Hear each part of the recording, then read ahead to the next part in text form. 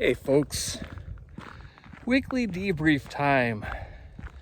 It is Sunday afternoon, March 29th. Where did March go? It went crazy, that's where it went. War in the Gulf, right?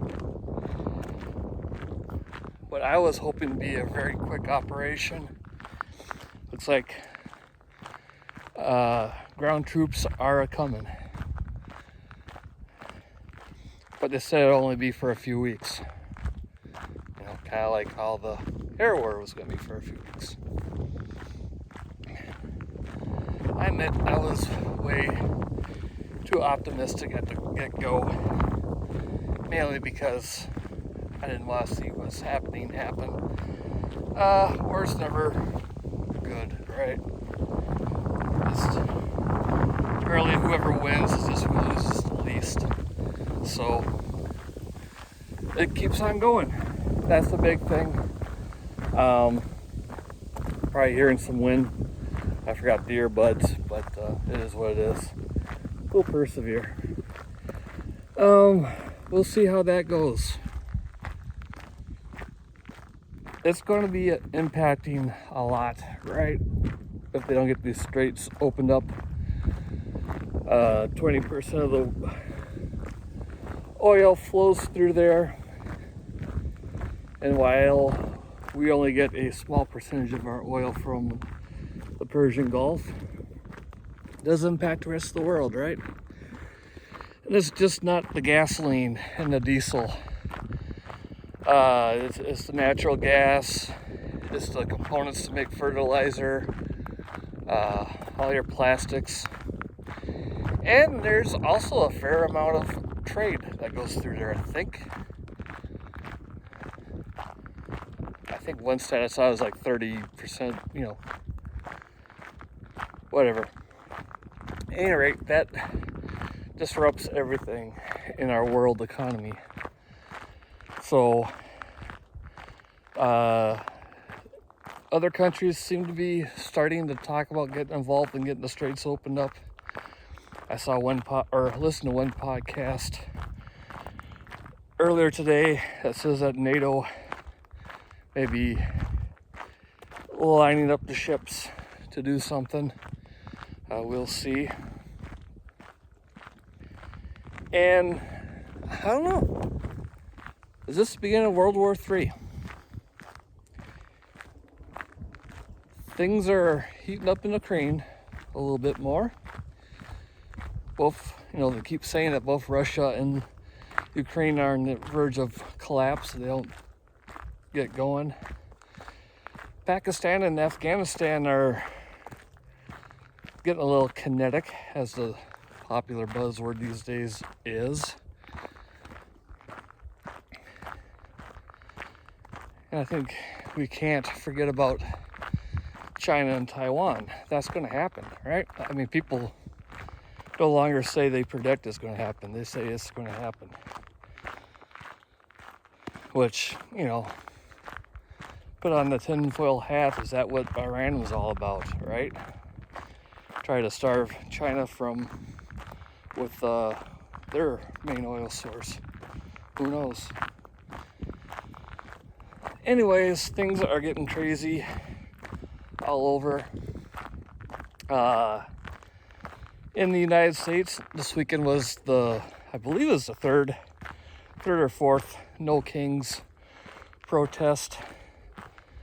I said earlier video, it's getting into be good weather for that kind of stuff. And besides the normal orange man bad, I don't like Trump because he's not who I voted for, so therefore he's a tyrant. There's some legitimate complaints with, the war in Iran.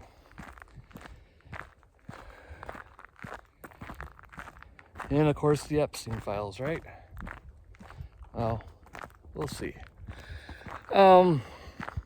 Locally, I drove by where the No Kings protest was last fall, last summer. I went by there mid-morning. There's no signs of anybody setting up or anything, so I'm guessing it didn't happen locally. I'll see. I'll check around. I'm not on Facebook or anything locally, so I would have no idea. I gotta talk to the peeps.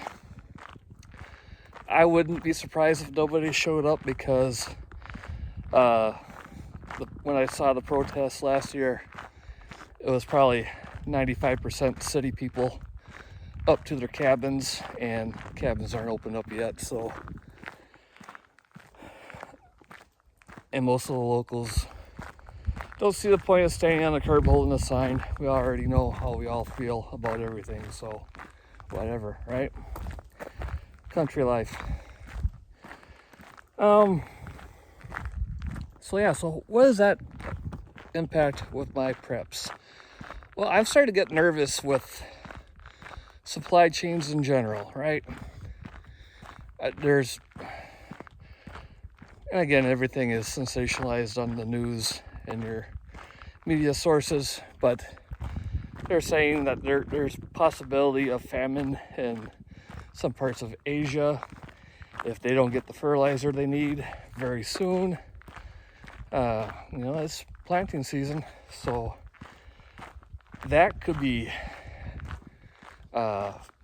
food shortages abound, and when people go hungry, they get angry. That could be some global civil unrest, right?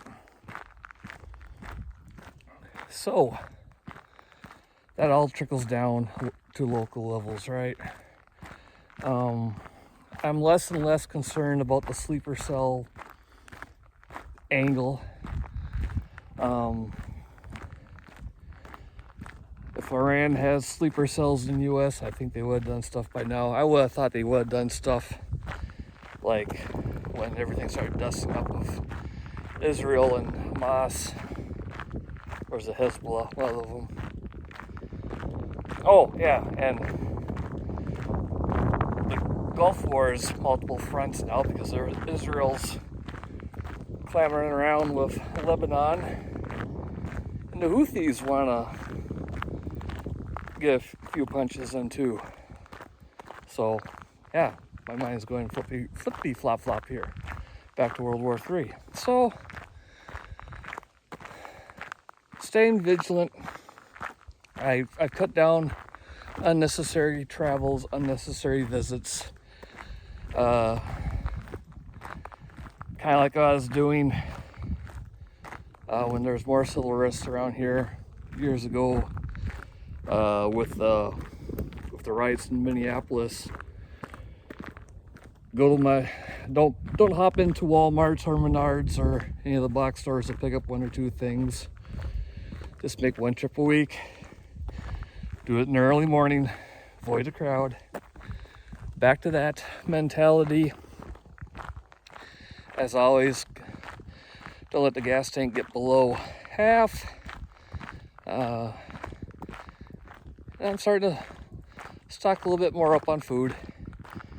I'm going to put a lot more focus into my gardens this year. I've been working on getting the raised garden beds ready. Going to be last year was the first time I did gardening in a long time. I got some kinks worked out. Going to expand my garden, and I'm also raising quail, so keeping myself in eggs and vegetables and a wee bit of meat. You don't get much meat for quail. We'll keep things going. Cleaned out the freezers. I think I got room for another bulk package from the local butcher.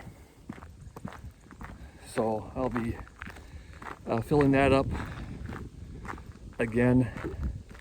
Because I think there's a good potential for some COVID era supply chain disruptions here in the very near future.